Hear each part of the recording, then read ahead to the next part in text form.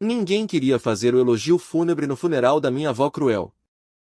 Então eu me ofereci e contei uma bela história inventada sobre ela. Depois da cerimônia, o seu advogado aproximou-se com um sorriso. Parabéns, disse ele. Acabas de passar no seu teste final. Antes da história. Faz isto, comenta a tua idade e não te esqueças de te inscrever para mais relatos incríveis todos os dias. Agora, voltemos a essa incômoda sala funerária. Eu estava sentado na primeira fila da funerária Rio Verde, observando a minha família se mexer nos seus assentos como crianças chamadas ao gabinete do diretor. Todos tínhamos vindo pelo mesmo motivo, para enterrar a minha avó, Helena Vargas. Mas ninguém queria estar ali. Muito menos fingir tristeza pela sua partida. Helena Vargas tinha morrido aos 84 anos e, sendo completamente honesto, a maior parte da família sentia-se aliviada. Ela tinha sido, sem dúvida, uma mulher difícil. Não apenas difícil, mas cruel. Durante todo o tempo que eu me lembrava, ela brandira sua fortuna e a sua língua afiada como armas, derrubando qualquer um que ousasse desapontá-la. O que era praticamente toda a gente. Eu tenho 28 anos. Sou professor de literatura numa escola secundária e sempre fui o que se poderia chamar de o neto esquecido. Enquanto os meus primos competiam pela atenção e aprovação da avó Helena, e sobretudo pelo seu dinheiro, eu tinha mantido a distância. Não porque estivesse acima do drama familiar, mas porque aprendi cedo que aproximar-se de Helena Vargas significava sair ferido. Ela tinha um dom para encontrar o teu ponto fraco e pressionar até que cedesses. O meu primo Diego, que lutou com o seu peso durante a adolescência, ainda ficava tenso com qualquer menção à comida por causa dos comentários que ela costumava fazer. A minha prima Sofia tinha desistido do seu sonho de ser artista depois de Helena dedicar um jantar de Natal inteiro a explicar por que os tipos criativos sempre acabavam pobres e desgraçados. Mas o que definia Helena não era apenas uma crueldade aleatória. Era estratégica. Ela pendurava a promessa de herança como uma cenoura, deixando claro que a sua considerável fortuna iria para quem mais a agradasse. Isto transformava as reuniões de família em combates de gladiadores, com irmãos e primos a rivalizar para ganhar o seu favor. Eu tinha me retirado desse jogo anos atrás, enquanto os outros atuavam para obter a sua aprovação. Eu simplesmente a visitava. Não com frequência. Talvez uma vez a cada 2 ou 3 meses. Mas eu passava pela sua enorme casa na Rua Olmo. Sentava-me na sua sala formal e ouvia-a queixar-se da família, dos vizinhos e do estado do mundo. Eu não temia contradizê-la. Eu ouvia e conversava. Uma vez, ela disse-me: "Tu és o único que não quer nada de mim." Eu não soube se era um elogio ou uma acusação. Agora, ela tinha partido. E estávamos reunidos naquela funerária estéril, contemplando um caixão rodeado de flores que ninguém tinha enviado por amor. O diretor da funerária, um homem nervoso chamado Sr. Pérez, há 20 minutos que tentava encontrar alguém disposto a fazer o elogio fúnebre. Certamente alguém quererá partilhar memórias da senhora Vargas? Perguntou ele, com a voz cada vez mais desesperada. O silêncio era ensurdecedor. O meu tio Raul, o filho mais velho de Helena, estudava os seus sapatos com intensa concentração. A minha tia Marta verificava o seu telemóvel. Os meus primos tinham se tornado subitamente fascinados pelos arranjos florais. Alguém? Insistiu o Sr. Pérez. Uma memória favorita? Uma lição que ela vos ensinou? Mais silêncio. Eu podia ver as pessoas na pequena congregação, na sua maioria vizinhos idosos e alguns paroquianos da sua igreja, a começar a sussurrar entre si. Isto estava a tornar-se embaraçoso.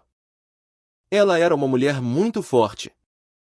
Ofereceu finalmente o meu tio Raul com uma voz fraca. De vontade férrea. Corrigiu a minha tia Marta. E mesmo isso parecia generoso. O senhor Pérez percorreu a sala com pânico crescente. Em 30 anos a dirigir funerais. Provavelmente nunca tinha encontrado uma situação em que ninguém quisesse dizer nada de bom sobre o falecido. Foi então que me levantei. Eu faço. Disse eu. Todas as cabeças se viraram para mim. As sobrancelhas do meu tio Raul arquearam-se em surpresa. O meu primo Diego pareceu preocupado. Como se eu estivesse a sofrer um colapso. Nicolás. Sussurrou a minha tia Marta. Não tens de o fazer. Está tudo bem. Respondi. Caminhando para o pódio. Alguém devia dizer alguma coisa. Ao colocar-me atrás do púlpito. Olhando para a pequena multidão que tinha vindo ver Helena Vargas ser enterrada. Percebi que não tinha a menor ideia do que dizer. Eu não podia dizer a verdade que ela tinha sido uma mulher amarga e manipuladora que tinha tornado a maioria das nossas vidas miseráveis. Mas também não podia ficar ali em silêncio. Então, fiz algo que nunca tinha feito na minha vida. Menti. Completamente. A fundo e com absoluta convicção. A minha avó. Helena Vargas. Comecei. Foi uma mulher que me ensinou que o amor se manifesta de muitas formas. Vi os olhos da minha prima Sofia regalarem-se em surpresa. Amor da avó Helena? Quando eu era criança. Ela convidava-me para sua cozinha nas tardes de domingo. Ensinava-me a fazer o seu famoso bolo de maçã. Aquele que tinha um ingrediente secreto que nunca anotou em nenhum livro de receitas. Isto era totalmente falso. Helena nunca tinha cozinhado nada na minha presença e eu tinha certeza de que considerava a cozinha território da empregada doméstica. Ela contava-me histórias da sua infância durante a Grande Depressão. Sobre como a sua família sempre encontrava maneiras de ajudar os vizinhos que tinham ainda menos. Também falso. Helena tinha crescido na abundância e nunca tinha mostrado interesse particular em auxiliar ninguém. Ela ensinou-me que a verdadeira força não consiste em ser a voz mais alta na sala. Disse eu, olhando diretamente para o meu tio Raul, que tinha passado anos a tentar gritar por cima das críticas da sua mãe. Mas em ser a pessoa em quem os outros podem confiar quando tudo se desmorona. Eu improvisava à medida que avançava. Mas algo estranho acontecia. Enquanto eu falava, via as pessoas na congregação começarem a assentir. Alguns vizinhos idosos enxugavam as lágrimas. Até a minha própria família parecia comovida por esta versão fictícia de Helena Vargas. Ela tinha uma forma de ver o potencial nas pessoas que elas mesmas não viam. Empurrava-te. Sim. Mas apenas porque acreditava que eras capaz de mais do que pensavas. Esta era talvez a maior mentira. O empurrão de Helena sempre parecerá mais uma guerra emocional do que um estímulo. Lembro-me da última conversa que tive com ela. Ela disse-me que o mais importante na vida não é o que acumulas, mas o que dás. Que a amabilidade é a única moeda que conta. E que as pessoas mais ricas são aquelas que fazem os outros sentirem-se valorizados. A ironia de atribuir essas palavras a Helena Vargas. Uma mulher que tinha acumulado dinheiro e afeto como um dragão a guardar o seu tesouro. Não me escapava. Mas ao olhar para os rostos na congregação, vi que as minhas palavras surtiam efeito. A minha avó nem sempre era fácil de entender. Admiti. E esta era, finalmente, a verdade. Ela tinha padrões altos e não tolerava tolos. Mas por baixo dessa fachada dura, havia uma mulher que se preocupava profundamente com a sua família e a sua comunidade. Fiz uma pausa, baixando o olhar para o caixão onde Helena jazia no seu melhor vestido. provavelmente a revirar-se no túmulo com o retrato de santa que eu lhe estava a pintar. Ela ensinou-me que, por vezes, as pessoas mais difíceis de amar são as que mais precisam. Concluí. E que o verdadeiro caráter se revela não em como tratamos aqueles que nos podem ajudar, mas em como tratamos aqueles que não podem. Recuei do pódio ao som de um aplauso que parecia surreal. As pessoas estavam a aplaudir. De verdade. Um elogio sobre Helena Vargas. A minha tia Marta chorava. O meu primo Diego assentia com aprovação. Até o diretor da funerária parecia aliviado. Ao voltar para o meu lugar, senti uma mistura de culpa e satisfação. Eu tinha mentido descaradamente, mas também tinha dado a Helena uma dignidade na morte que ela raramente tinha mostrado em vida. Eu tinha criado uma versão dela que as pessoas podiam chorar, mesmo que essa versão nunca tivesse existido. O resto da cerimônia passou como um borrão. Cantamos hinos que Helena provavelmente nunca trauteou. Ouvimos orações sobre misericórdia e perdão que ela raramente praticou. E observamos o seu caixão ser levado pelos portadores, que eram provavelmente as únicas pessoas na sala pagas para estar ali. No cemitério, enquanto víamos Helena Vargas descer à terra, senti um estranho encerramento. Não porque estivesse triste pela sua partida, mas porque tinha conseguido dar-lhe algo que ela nunca tinha dado a ninguém, o benefício da dúvida. Depois do enterro, enquanto as pessoas começavam a dispersar-se, um homem de fato caro aproximou-se. Devia ter uns 60 anos.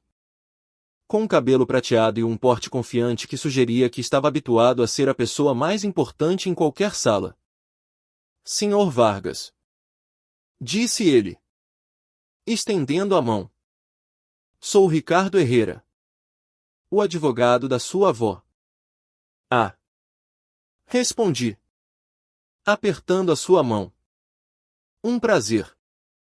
Esse foi um belo elogio, disse ele. E havia algo na sua expressão que eu não conseguia decifrar. Muito criativo. Senti um rubor de vergonha. Obrigado. Só pensei que alguém devia dizer algo de bom sobre ela. De facto, replicou o senhor Herrera, com um sorriso que se alargava. Na verdade, eu esperava poder falar consigo em privado. Há um assunto relativo ao patrimônio da sua avó que preciso de discutir consigo. Comigo? Perguntei. Confuso. Acho que procura o meu tio Raul. Ele é o executor. Na realidade. Corrigiu o senhor Herrera. Quero falar especificamente consigo.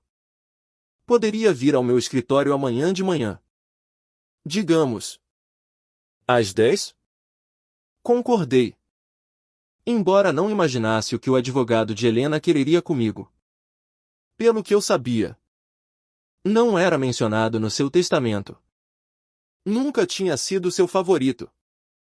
Nunca competi pela sua atenção. Nunca esperei nada da sua herança.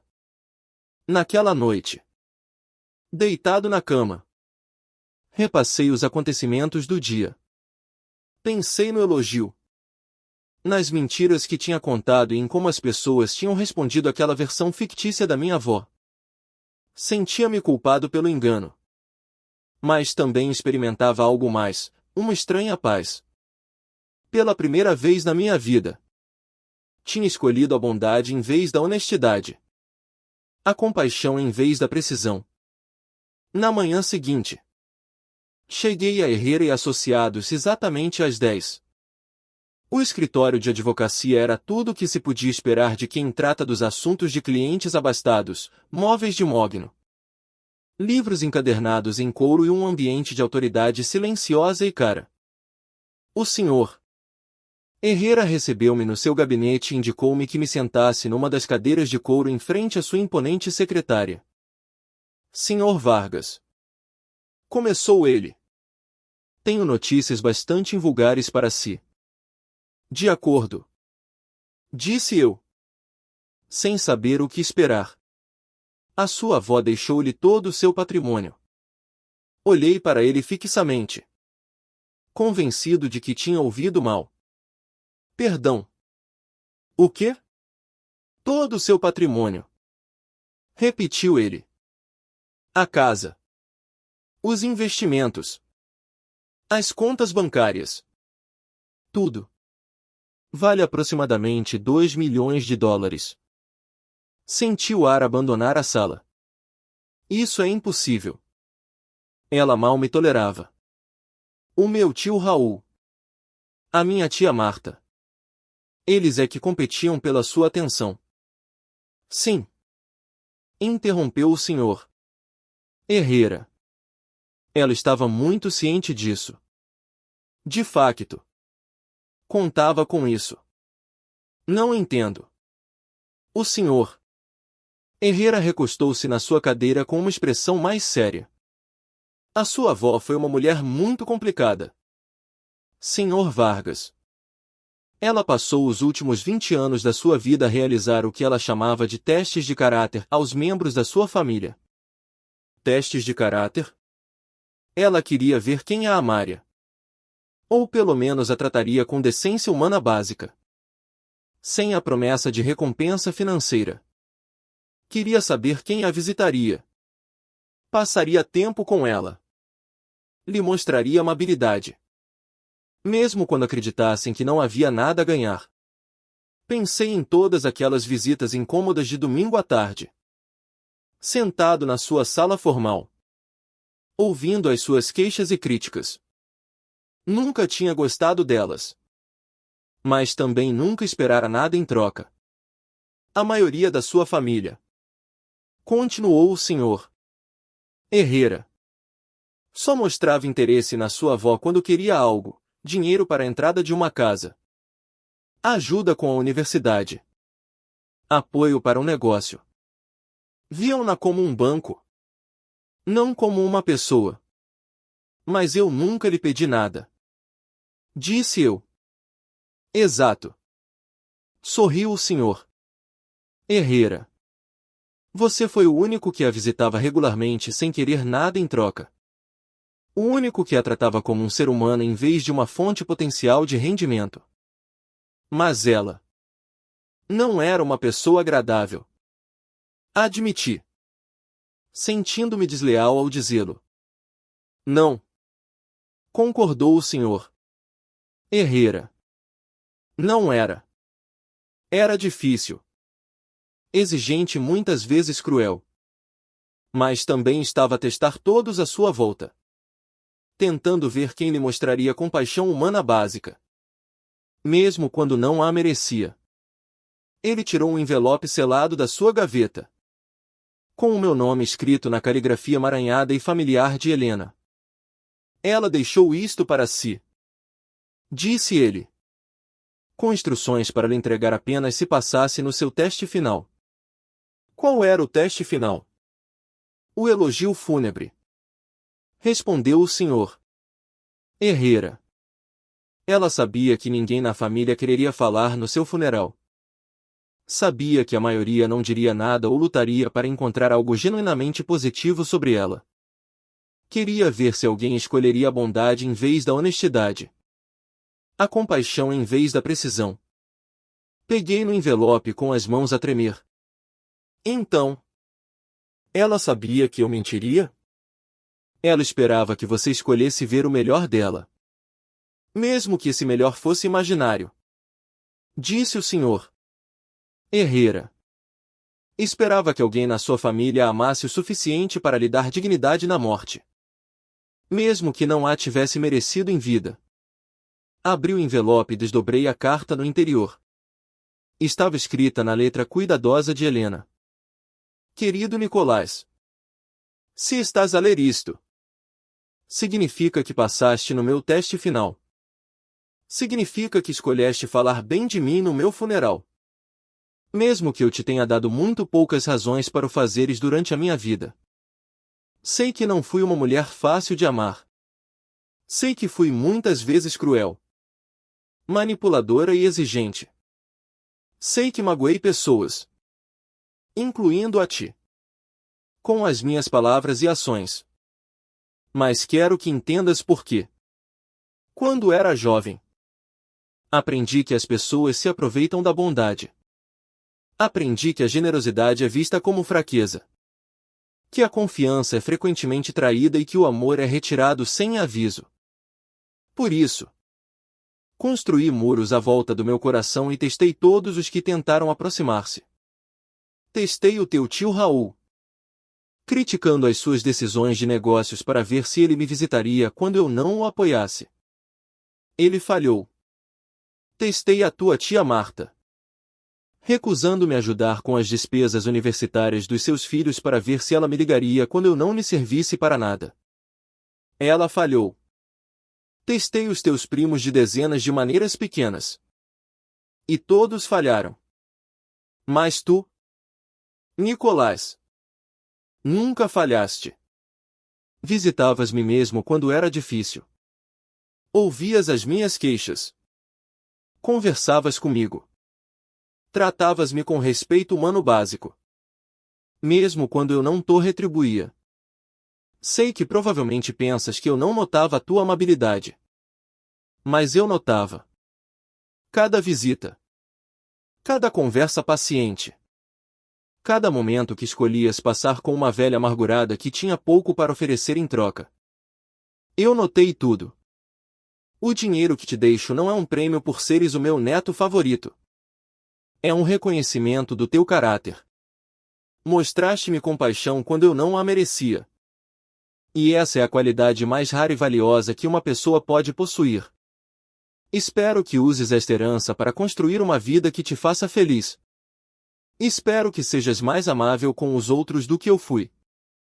E que te lembres que, por vezes, as pessoas mais difíceis de amar são as que mais precisam. Obrigada por veres algo de bom em mim. Mesmo quando não estava lá. Com todo o meu amor e respeito. A tua avó, Helena. Li a carta 2 vezes. Com lágrimas a turvarem minha vista. Quando levantei o olhar, o senhor Herrera observava-me com uma expressão gentil. Ela não te testava por crueldade. Disse ele em voz baixa. Ela testava-te porque tinha sido ferida tantas vezes que se tinha esquecido de como confiar.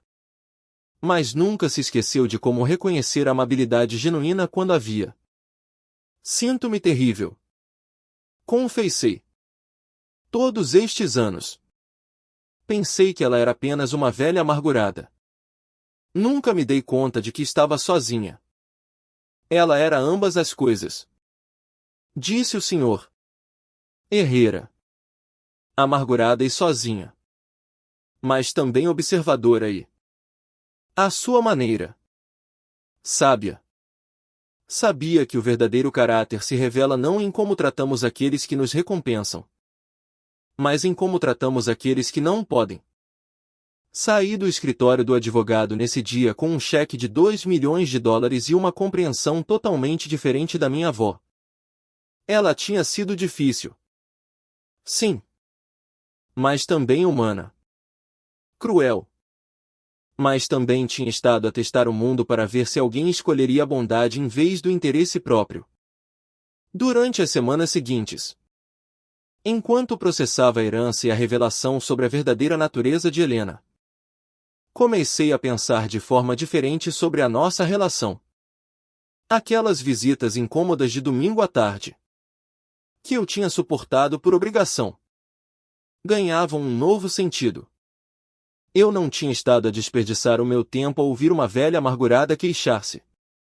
Eu estava a oferecer companhia a alguém desesperadamente só, mas demasiado orgulhosa para o admitir. Também comecei a entender alguns dos seus comportamentos que sempre me tinham desconcertado, a forma como por vezes me fazia as mesmas perguntas repetidamente. Como que atestar a minha paciência? A maneira como lançava comentários ferinos sobre outros familiares. Como para ver se eu me juntava ou os defendia. A forma como por vezes ficava em silêncio. Como que a espera para ver se eu me ia embora ou encontrava uma desculpa para partir. Ela tinha estado a levar a cabo uma experiência de décadas sobre a natureza humana. E eu tinha sido a sua cobaia involuntária. O mais difícil foi perceber quão isolada ela se devia ter sentido. Aqui estava uma mulher com milhões. Uma casa linda e uma grande família. Mas tinha afastado todos por medo de ser usada. Todos. Exceto eu. E apenas porque eu tinha sido demasiado indiferente ao seu dinheiro para tentar manipulá-la. Pensei em ligar ao meu tio Raul ou à minha tia Marta para lhes contar sobre a herança. Mas algo me deteve. Eles tinham passado anos a competir pela aprovação de Helena, montando elaboradas demonstrações de afeto quando acreditavam que isso lhes poderia trazer benefícios financeiros. Como reagiriam ao saber que o neto que nunca tentou ganhar o seu favor era quem o tinha conseguido? Em vez disso, decidi guardar o segredo. Pelo menos por agora. Usei parte do dinheiro para pagar as minhas dívidas de estudante e comprar uma casinha modesta. Mas tive o cuidado de não alterar drasticamente o meu estilo de vida para evitar perguntas. A mudança mais profunda não foi financeira. Foi emocional. Dei por mim a pensar noutras pessoas na minha vida que pudessem ser difíceis ou exigentes. Perguntando-me se o seu comportamento era um mecanismo de defesa. Mais do que a sua essência. 6 meses depois do funeral. Enquanto limpava a casa da minha avó, a minha casa agora, encontrei algo que fechava o círculo. Escondido no seu armário. Atrás de uma fila de vestidos formais que ela raramente usava. Havia um álbum de recortes. Estava cheio de coisas que eu nunca soube que ela tinha guardado, boletins de notas dos meus anos de primária. Recortes de jornal de quando ganhei um prêmio de ensino. Um programa da minha formatura universitária que eu nem me lembrava que ela tinha comparecido. Havia fotos minhas em várias reuniões de família. Recortadas com cuidado e coladas com pequenas legendas manuscritas. Nicolás no Natal. 12 anos. Primeiro dia de secundária do Nicolás. Nicolás ajudar com os pratos. Que bom rapaz. Ela tinha estado a prestar atenção o tempo todo. Na última página do álbum, havia uma foto que eu nunca tinha visto. Era uma imagem minha e de Helena da festa da minha formatura do secundário. Sentados juntos no alpendre traseiro da sua casa. Eu mostrava-lhe algo no meu telemóvel. E ela inclinava-se para perto. Sorrindo de verdade. Debaixo da foto, na sua letra cuidadosa, ela tinha escrito: o meu querido Nicolás. O único que me vê como pessoa. Não como uma conta bancária. Oxalá um dia ele entenda quanto as suas visitas significam para mim. Sentei-me no chão do armário, rodeado pela evidência de um amor que nunca soube que existia. E chorei. Não pela mulher amarga e difícil que eu pensei que ela era, mas pela mulher solitária e assustada que ela realmente tinha sido. O elogio que fiz no seu funeral. As belas mentiras sobre a sua bondade e sabedoria. De repente já não pareciam mentiras. Pareciam uma profecia. Eram a verdade sobre quem ela poderia ter sido. Quem ela queria ser. Se não tivesse tido tanto medo. Um ano depois, eu continuava a ensinar na mesma escola secundária.